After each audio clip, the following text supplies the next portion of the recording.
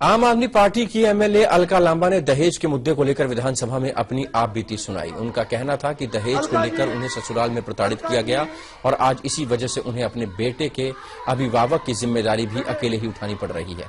दरअसल विधानसभा में संस्कृति मंत्री कपिल मिश्रा ने दहेज के खिलाफ एक प्रस्ताव पेश किया, जिसमें पार्टी के विधायकों से ऐसी शादियों में जाने से इनकार करने की अपील की जहां दहेज का लेन देन होता है, ताकि समाज को एक कड़ा संदेश दिया जा सके। सदन में विधायकों ने इस बात की भी शपथ ली कि वो उन शादियों से परहेज करेंगे जिसमें दहेज की मांग की जा रही हो या भव्य शादी के लिए लड़की पक्ष के ऊपर दबाव बनाया जा रहा हो।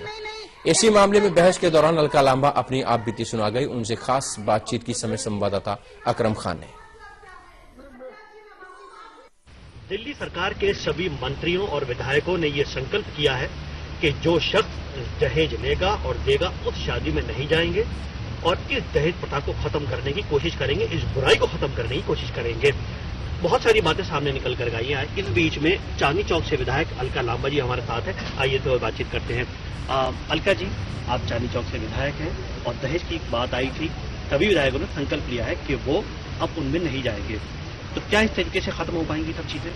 देखिए, कल कपिल मिश्रा जी ने बहुत गंभीर मामला जो है वो सदन में उठाया और उन्होंने ये भी बताया कि आप सोचे कि 24 मिनट या आधे घंटे में एक महिला देश भर में दहेज की बलि चढ़ रही है। उन्होंने एक उदाहरण भी दिया कि किस तरीके से एक लड़की का रिश्ता दहेज ना देने की वजह से रद्द हुआ और उसने मेट्रो के सामने आकर आत्महत्या कर ली और जब पता लगा उसकी जेब से वो लिस्ट निकली जो शायद उसके पिता गरीबी की वजह से नहीं मांगों को पूरा कर पा रहे थे। तो गंभीर मामला बनता था। हर एक ने का अपना अनुभव था। वंदना जी का एक अच्छा अनुभव था। उन्होंने कहा उनका एक बेटा है, वो बिल्कुल उनकी शादी जब करेंगे तो दहेज जो है वो नहीं लेंगी, लेकिन उनका भी अनुभव अच्छा रहा कि उनके पति ने जब उनकी शादी हुई तो उनके ससुराल वालों से कोई मांग नहीं की गई।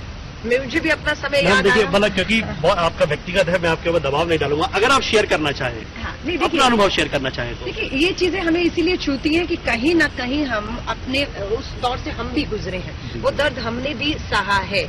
मेरे खुद पिताजी की जो है वंदना जी ने भी बताया, उनकी 5 बहनें थी। मुझे भी अपना वाक्य याद है कि हम 6 बहनें हैं। पिताजी सरकारी नौकरी में थे। पहली बहन की शादी हुई, दूसरी की हुई, किसी तरह सरकारी नौकरी से कुछ पैसे घर के खर्चों से बचा के माँ ने इकट्ठे किए और जब मेरी बारी आई तो फिर वही हुआ कि मुझे लगा कि मैं बिना दहेज के जो है वो शादी करूंगी और मैं दहेज नहीं लूंगी और शादी हुई। लेकिन ये था शायद लगा कि अभी ये एक दिखावा है, दहेज ना लेने के बाद ये तो देना ही होता है करके एक परंपरा सी जो बनी हुई है, तो उम्मीद रखी गई और मांग भी की जाती रही। लेकिन मैं अड़ी रही उसी बात के ऊपर कि नहीं, मैं अपने पिता के ऊपर किसी भी तरीके का कोई दबाव नहीं बनाऊंगी, क्योंकि मेरे बाद भी 3 बहनें हैं और उनको उसमें से उनकी भी शादियां करनी और मैं नहीं चाहती हूँ कर्ज में डूबे।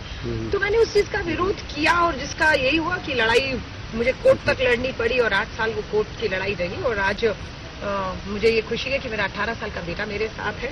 मुझे लगता है अब सोच बदलनी होगी क्योंकि हमारी बेटियों की जान पर बनाई है। अलका जी, बात करने के लिए बहुत बहुत धन्यवाद।